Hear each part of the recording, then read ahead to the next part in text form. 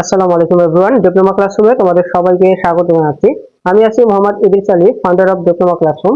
আজকের ভিডিওতে আমরা ষষ্ঠ অধ্যায়ের খুব গুরুত্বপূর্ণ একটা রচনামূলক প্রশ্ন নিয়ে আলোচনা করব। এই রচনামূলক প্রশ্নটা হচ্ছে মূলত একটা সূত্রের প্রতিপাদন। তো আইসোথার্মাল প্রসেসে যে আমরা কাজ নির্ণয়ের সূত্র দেখছিলাম, তো সেই সূত্রের প্রতিপাদনটা কিন্তু তোমাদের পরীক্ষার মধ্যে অনেক সময় আসে। আইসোথার্মাল অথবা আইসেন্ট্রপিক, এই দুইটার যে কোনো কিন্তু একটা আসে, ঠিক আছে? তো এখানে মূলত বলছে যে পিভি টি এর লেখচিত্র সহ সমস্ত প্রক্রিয়ায় কাজের সূত্র প্রতিষ্ঠা করো। সমস্ত প্রক্রিয়া বা আইসোথার্মাল প্রসেস, এই প্রসেসের কাজ নির্ণয়ের যে সূত্রটা আছে সেটা আমরা প্রতিষ্ঠা করবো, ঠিক আছে? তো তোমাদের পরীক্ষার মধ্যে কিন্তু শুধু পিভি ডায়াগ্রাম সহ দেখাইতে বলে, বাট আমি টিএস ডায়াগ্রাম সহ তোমাদেরকে দেখাইতেছি। যদি কখনো টিএস ডায়াগ্রাম সহ চাই তোমরা তখন দিতে পারবে, ঠিক আছে? তো আমি পিভি ডায়াগ্রাম এবং টিএস ডায়াগ্রাম দুইটাই অঙ্কন করব। তোমাদের পরীক্ষার মধ্যে যদি শুধু পিভি ডায়াগ্রাম চাই তো তোমরা টিএস ডায়াগ্রামটা অঙ্কন করবে না, শুধু পিভি ডায়াগ্রামটা অঙ্কন করবে, ঠিক আছে? আর যদি দুইটাই চাই তোমরা দুইটাই অঙ্কন করবা। সেই কারণে আমি দুইটাই দেখাই দিতেছি, ঠিক আছে? আচ্ছা, এখন কথা হচ্ছে যে সমস্ত প্রক্রিয়া বা আইসোথার্মাল প্রসেসে যেহেতু আমাদেরকে এইটা প্রমাণ করতে বলছে, তো আমরা এই আইসোথার্মাল প্রসেসে যে পিভি ডায়াগ্রাম আছে সেই পিভি ডায়াগ্রামটা আগে অঙ্কন করবো, দেন আমরা এই সূত্র যে প্রতিপাদনটা আছে সেই প্রতিপাদনটা করবো, ঠিক আছে? আচ্ছা, আইসোথার্মাল প্রসেসটা কি? আইসোথার্মাল প্রসেসটা হচ্ছে তাপমাত্রা স্থির থাকবে, গ্যাসের অবস্থা পরিবর্তন হবে, ঠিক আছে? তো এইটার লেখচিত্র কেমন হয় এইগুলো কিন্তু আমি তোমাদেরকে দেখাইছি। যখন আমরা প্রসেসের বিস্তারিত আলোচনা করছি তখন কিন্তু তোমাদেরকে এইগুলো আমি পড়াইছি, ঠিক আছে? তো যখন আমরা প্রসেসের বিস্তারিত আলোচনা করছি তখন পড়াইছি। তো এখানে আমরা কি করব, পিভি ডায়াগ্রাম একটা অঙ্কন করব। একটা কি করব, পিভি ডায়াগ্রাম অঙ্কন করব। এটা হচ্ছে পি, এটা হচ্ছে ভি। তো পিভি ডায়াগ্রামটা আইসোথার্মালের কি হবে? আইসোথার্মালে এটা একটু আনুভূমিক ভাবে হবে, তাহলে রেখাটা কি হবে, একটু আনুভূমিক ভাবে হবে। এটা কিন্তু আমরা পড়ছি এর আগে, কেন আনুভূমিক হয় বা কোনটা আনুভূমিক হবে, কোনটা আরো নিচের দিক হবে, সবকিছু কিন্তু তোমাদেরকে প্রসেসে আমি বলছি, সেখানে আর বলতেছি না। তো ধরো যে কোনো গ্যাস বা কোনো নির্দিষ্ট ভরের গ্যাসকে আমরা যদি স্থির তাপমাত্রায় উত্তপ্ত করি বা এক অবস্থা থেকে যদি আমরা অন্য অবস্থায় নিয়ে যাই, তাহলে এখানে ধরো যে স্টেট ওয়ান, এখানে হচ্ছে স্টেট টু। তো এখান থেকে ধরো যে এই দিকে যাচ্ছে, তো ধরো যে এই দিকে যাচ্ছে, তো এখানে আমরা কি করবো, তাপমাত্রা স্থির রেখে কিন্তু কি করতেছি, এর অবস্থা পরিবর্তন করতেছি। তো এখানে এইটা হচ্ছে ভি 1, এটা হচ্ছে ভি 1, আর এটা হচ্ছে কি ভি 2, এটা হচ্ছে ভি 2। আর এখানে যেটা, এটা হচ্ছে তো পি 1 আর এটা হবে কি পি 2। তো আমি এইগুলো এখানে দেখাইতেছি না, শুধু এইটুকু দেখাই। তো এখানে দেখো যে এই যে ওয়ান যেটা, এটাকে আমি এ বিন্দু ধরি, আর এখানে বি যেটা, এটাকে এখানে যে বিন্দুটা এটাতে আমি ধরি হচ্ছে বি বিন্দু। তাহলে এই যে এখানে যে এবি রেখাটা, এই এবি রেখাটা কি করতেছে, সমষ্ণ প্রক্রিয়াগুলো নির্দেশ করতেছে। কি নির্দেশ করতেছে? সমষ্ণ প্রক্রিয়া নির্দেশ করতেছে। তো এই এবি রেখার এ বিন্দুতে যেটা, এই এ বিন্দুতে দেখো যে কি কি নির্দেশ করে। এ বিন্দুতে কিন্তু তোমার কি আছে, আয়তন আছে, তারপর হচ্ছে কি আছে, চাপ আছে, আবার এই বিন্দুতে কি আছে, একটা টেম্পারেচারও কিন্তু আছে।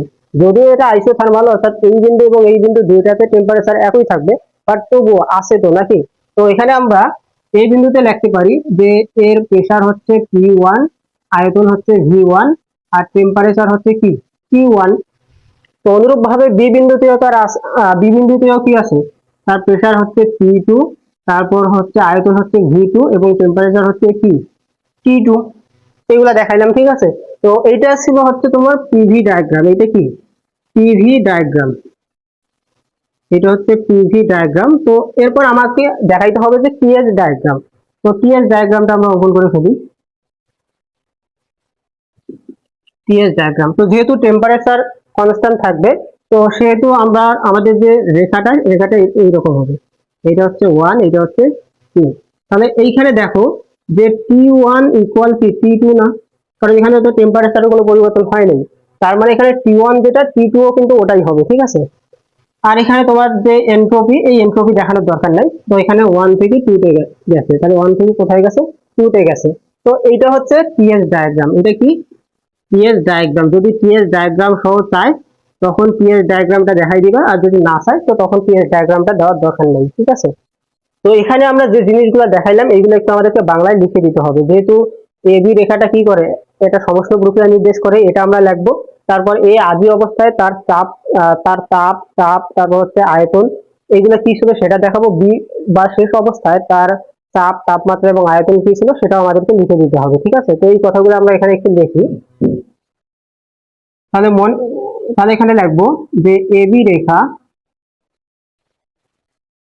রেখা সমষ্ণ প্রক্রিয়া নির্দেশ করে। সমস্ত প্রক্রিয়া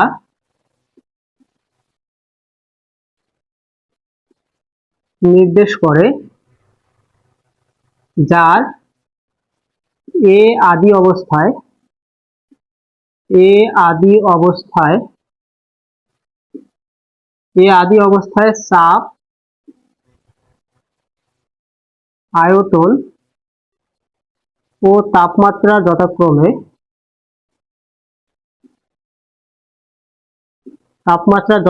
তাহলে আদি অবস্থায় কি ছিল? চাপ ছিল হচ্ছে P1, তারপর আয়তন ছিল হচ্ছে V1, ও তাপমাত্রা কত ছিল? তাপমাত্রা ছিল হচ্ছে T1, ঠিক আছে। এবং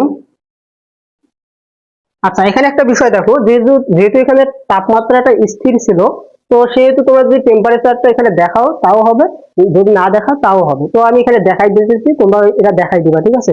যদিও T1 ইকুয়াল T2, এটা তো তোমরা জানো, যেহেতু এটা আইসোথার্মাল প্রসেস, তবুও আমরা এখানে এটা দেখাবো, ঠিক আছে। আমরা প্রমাণের ক্ষেত্রে শেষে আমরা দেখাবো যে T1 ইকুয়াল T2, মানে কোনো একটা লাইনে কিন্তু এটা আমরা দেখাই দেবই। তো এখানে এটা দিলেও হবে, না দিলেও হবে, ঠিক আছে। তো এখানে তোমরা দিয়ে দিবা। এরপর দেখো যে এবং শেষ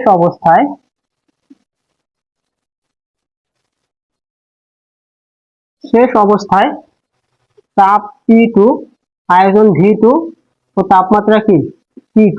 তো এখানে আমি যে কথাগুলো বলছিলাম এই কথাগুলাই কিন্তু এখানে কি করছে, বাংলায় লিখে দিছে। তো এখন আমাদেরকে কি করতে হবে? কাজের সূত্র প্রতিষ্ঠা করতে হবে, মানে কাজ কতটুকু হয়েছে সেই কাজের যে পরিমাণ নির্ণয়ের সূত্র, এই সূত্র যেটা আছে সেই সূত্রটা কিভাবে আসে সেটা আমরা বের করবো, ঠিক আছে। তো এখানে দেখো যে আমরা পুরো রেখার সূত্র, পুরো রেখার কাজটা বের করব, বাট আগে আমরা কি করব? ক্ষুদ্র একটা ফালি চিন্তা করব। তাহলে ক্ষুদ্র একটা ফালি নেব, সেই ফালির আমরা ক্ষেত্রফল বা সেই ফালির আমরা কাজ বের করব, দেন আমরা কিন্তু পুরো কাজটা পাবো, ঠিক আছে। সেখানে আমরা কি করব? ক্ষুদ্র একটা ফালি চিন্তা করব। তাহলে এই এবি রেখার উপর যে কোনো বিন্দুতে আমরা কি করব? একটা ক্ষুদ্র ফালি চিন্তা করব। তাহলে এই এবি রেখার ধরো যে এই বিন্দুতে আমরা একটা ক্ষুদ্র ফালি যদি নেই, তাহলে এই বিন্দুতে ধরো যে আমরা একটা ক্ষুদ্র ফালি নেব। তো এইটা হচ্ছে কি একটা ক্ষুদ্র ফালি। তো এই ক্ষুদ্র ফালির কি আছে? একটা আয়তন আছে। তো এই ক্ষুদ্র ফালির আয়তন আমরা ধরে নিলাম, তাহলে এই ক্ষুদ্র ফালির আয়তন আমরা ধরে নিলাম হচ্ছে ডিভি। তাহলে এই ক্ষুদ্র ফালির আয়তন ধরো যে ডিভি। আর এখানে একটা বিষয় দেখো, যে এইটুকু জায়গায় ধরো যে চাপের কোনো পরিবর্তন হয় নাই। এইটুকু জায়গায় মানে এইটুকু ক্ষুদ্র প্রসারণে ধরো যে চাপটা স্থির আছে, এবং এই চাপটাকে ধরলাম যে পি। এই চাপটাকে আমরা কি ধরলাম? পি ধরলাম, ঠিক আছে। আর এই ফালিটুকুকে আমরা একটু আইডেন্টিফাই করি, যেমন এটাকে আমরা কি দিতে পারি? ই এফ, এটা হচ্ছে জি, এটা হচ্ছে এইচ। তাহলে ই এফ জি এইচ, এই ক্ষুদ্র ফালিটা আমরা চিন্তা করলাম, ঠিক আছে। যেই ফালির আয়তন হচ্ছে ডিভি, মানে ক্ষুদ্র প্রসারণ হয়েছে, আর এই ক্ষুদ্র প্রসারণের চাপটা আমরা স্থির ধরেছি, যার মানটা হচ্ছে পি। তো এই বিষয়টাও আমরা এখানে লিখে দেব।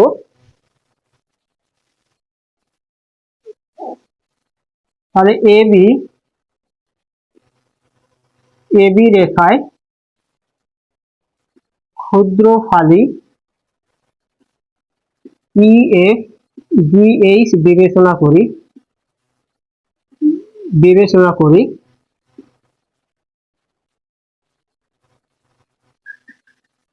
যার আয়তন ডিভি। তাহলে এই ক্ষুদ্র প্রসারণে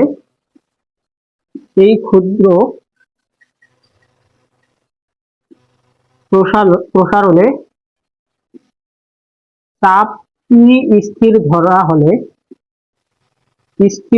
হলে, অর্থাৎ এই চাপটাকে যদি আমরা স্থির ধরি, তাহলে দেখো যে এই ক্ষুদ্র ফালির যে কাজ বা এই ক্ষুদ্র প্রসারণের যে কাজটা হবে, সেই কাজটা কতটুকু হবে আমরা সেটা লিখবো। তাহলে দেখো যে এখানে ক্ষুদ্র প্রসারণের যদি আমরা কাজটা বের করি, তো আমরা কি জানি? আমরা এর আগে কিন্তু পড়ছিলাম যে কাজ সমান হচ্ছে চাপ গুণন, তাহলে কাজ সমান কি? কাজ সমান হচ্ছে চাপ গুণন আয়তন। চাপ গুণন কি? আয়তন।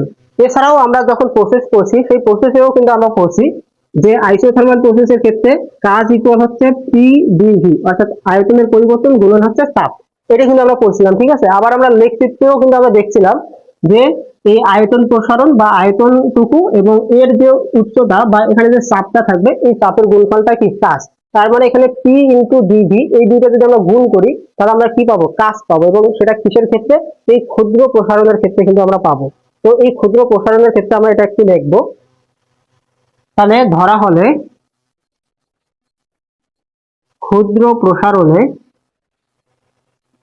প্রসারণে গ্যাস কর্তৃক সম্পাদিত কাজ ইকুয়াল ক্ষুদ্র ফালির ক্ষেত্রফল। ক্ষুদ্র ফালির ক্ষেত্রফল অর্থাৎ এই ক্ষুদ্র ফালির ক্ষেত্রফল যতটুকু হবে এই ক্ষুদ্র প্রসারণে তার কাজটাও কিন্তু কি হবে, ততটুকুই হবে। তাহলে এখানে আমরা লিখতে পারি অতএব এই যে ক্ষুদ্র কাজ, যেহেতু ক্ষুদ্র প্রসারণে গ্যাস কর্তৃক সম্পাদিত কাজ, তার মানে কি কাজটুকু ক্ষুদ্র হবে। তো এইটাকে আমরা কি লিখতে পারি, ডিডব্লিউ লিখতে পারি। ডিডব্লিউ ইকুয়াল এই ক্ষুদ্র ফালির ক্ষেত্রফল কি, ক্ষেত্রফল হচ্ছে পি ইন্টু ডিভি। তাহলে এইটা আমরা কি পাইলাম, ক্ষুদ্র কাজ কিন্তু পাইলাম। তো এখন যদি আমরা টোটাল কাজটা বের করতে চাই, অর্থাৎ গ্যাস যদি এ অবস্থা থেকে বি অবস্থায় পৌঁছায় তাহলে তার টোটাল কতটুকু কাজ করা লাগে সেটা আমরা বের করব। তো এখন আমরা লিখবো যে এ অবস্থা হতে বিতে পৌঁছাতে গ্যাস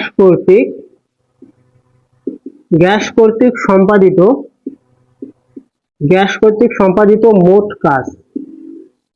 তাহলে আমরা যদি ক্ষুদ্র কাজ থেকে মোট কাজ বের করি তাহলে আমাদেরকে কি করতে হয়, ইন্টিগ্রেশন কিন্তু করতে হয়। তো আমরা এটাকে কি করব, ইন্টিগ্রেশন করব। তাহলে ডিডব্লিউ ইকুয়াল, তাহলে এখানে কি পি ইন্টু ডিভি, এটাকে আমাদের কি করতে হবে, ইন্টিগ্রেশন করতে হবে। তো যেহেতু এখানে এ থেকে বি অবস্থায় গেছে, মানে এ থেকে বি তে গেছে, তার মানে দেখো যে আয়তন ভি1 থেকে ভি টু তে গেছে।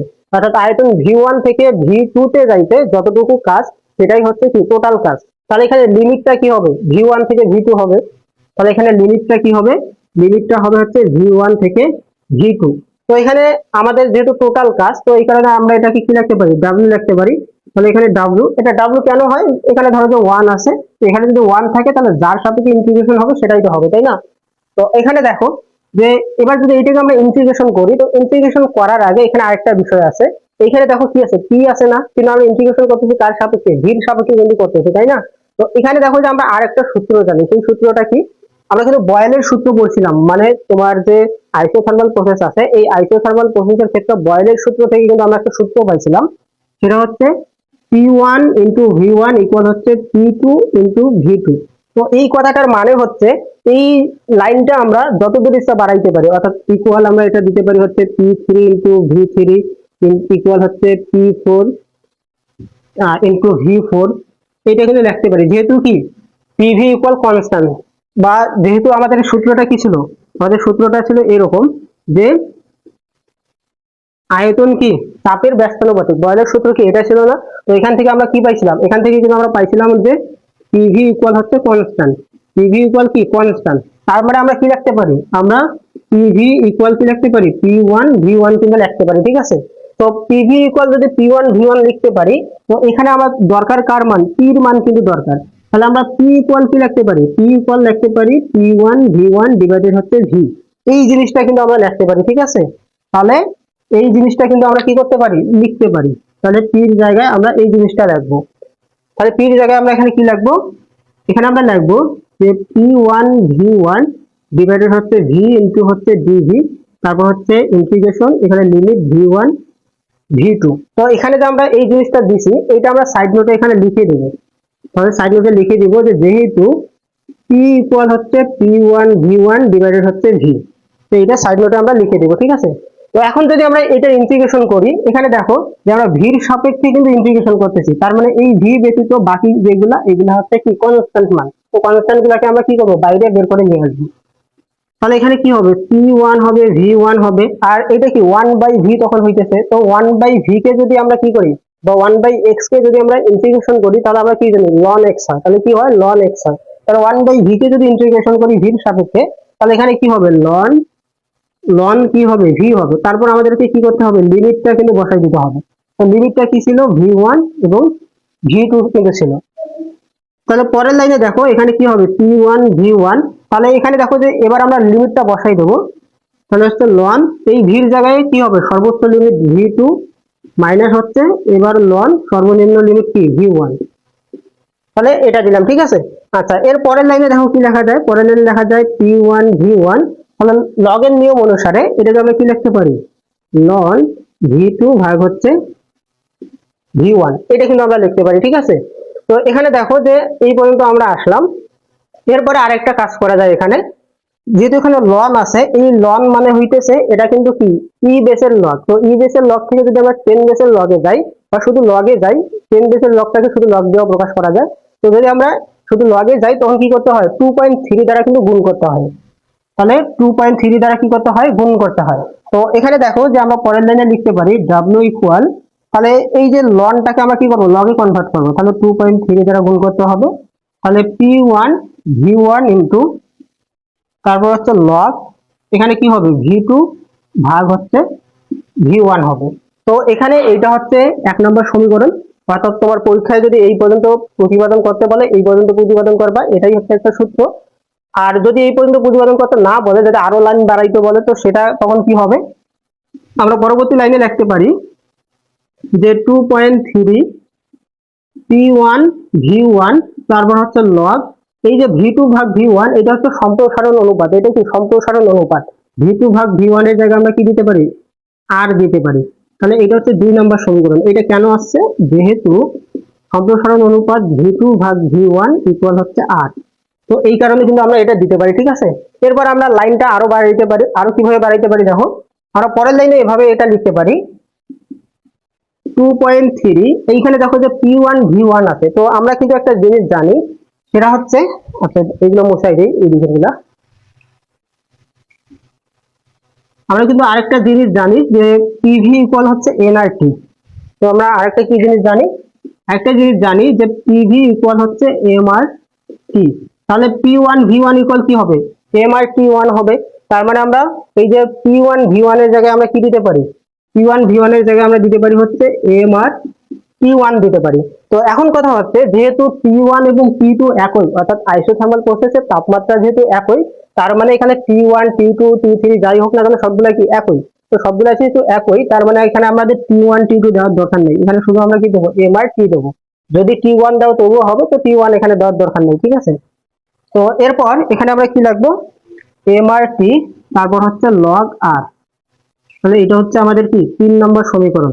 তো এখানে এই যে T1 ইকুয়াল T2 ইকুয়াল কি, এইগুলা সবগুলা কি কি, অর্থাৎ যেহেতু কনস্ট্যান্ট টেম্পারেচার প্রসেস, ঠিক আছে। আচ্ছা, তারপরে এই সমীকরণ পর্যন্ত আমরা দিতে পারি। এরপর দেখো যে আরো একটা কাজ করা যায়, আরেকটা কাজ কি করা যায় দেখো, আরেকটা কাজ করা যায় যে এই যে 2.3 তারপর এখানে এমআরটি রাখো বা p1 v1 রাখো, যেটাই রাখো না কেন। তো আমি ধরো যে 1 নম্বর সমীকরণ থেকেই করি। তাহলে এখানে ধরো যে p1 v1, অর্থাৎ 1 নম্বর সমীকরণে কি p1 v1 তারপর হচ্ছে লগ, তারপর হচ্ছে লগ। এবার এখানে দেখো যে v2 v1 আছে না। তো আমরা কিন্তু জানি যে আইসোথার্মাল প্রসেসের ক্ষেত্রে p1 v1 ইকুয়াল হচ্ছে p2 v2। তাহলে এই v1টা ওই দিকে নিয়ে যাও, তাহলে কি হয় p1 ভাগ p2 ইকুয়াল হচ্ছে p2 ভাগ হচ্ছে v1, v2 ভাগ হচ্ছে v1। তাহলে দেখো যে v2 ভাগ v1 এর জায়গায় আমরা কি লিখতে পারি, p1 ভাগ p2 লিখতে পারি। তাহলে এখানে কিন্তু আমরা দিতে পারি হচ্ছে p1 ভাগ p2, এটা হচ্ছে 4 নম্বর সমীকরণ। তো এভাবেও কিন্তু আমরা লিখতে পারি, ঠিক আছে। আবার এর পরে আমরা পরের লাইনটা এভাবে লিখতে পারি 2.3 এমআরটি লগ p2 p1 ভাগ p2, মানে যেটাই হোক না কেন আমরা কিন্তু দিতে পারি। তো এখন কথা হচ্ছে যে আমরা কোন পর্যন্ত আসলে অ্যান্সারটা দেব। তো যদি পরীক্ষার মধ্যে কোনো একটা লাইন ইন্ডিকেট করে দেওয়া থাকে যে এই সূত্রটা প্রতিপাদন করো, তো এই লাইন পর্যন্ত আসবা। যদি বলে যে এই সূত্রটা প্রতিপাদন করো, তাহলে এই পর্যন্ত আসবা, বাকিগুলো দেওয়ার দরকার নেই।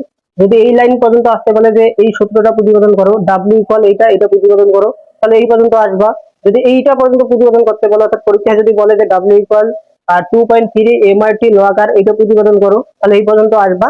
আর যদি পরীক্ষার মধ্যে কোনো লাইন ইন্ডিকেট করে না দেয়, শুধু এইভাবে যদি বলে, তাহলে তোমরা সবগুলাই দিবা। যদিও প্রথমটা দিলেই হবে, বাট তোমরা সবগুলা দিবা যাতে অ্যান্সারটা আরো ভালোভাবে হয়। যদি শুধু 1 নম্বরটা পর্যন্ত দাও তবুও হবে। তো তোমাদের ইচ্ছা মতো আর কি, তোমরা জয়টা লাইন দাও দিবা, সবগুলাই কিন্তু ঠিক হবে, ঠিক আছে। তো এটাই ছিল আমাদের এই সূত্রের প্রতিপাদন। আশা করি যে তোমরা সবাই বুঝছো। তো তোমাদের ক্লাসটা কেমন লাগলো এবং তোমরা এটা বুঝছো কিনা সবকিছু অবশ্যই কমেন্ট করে জানাবা। তো আজকে এই পর্যন্ত ছিল, পরবর্তী ভিডিওতে আমরা অন্য কোনো টপিক নিয়ে আলোচনা করবো। সে পর্যন্ত সবাই ভালো থাকো, সুস্থ থাকো। আল্লাহ হাফেজ।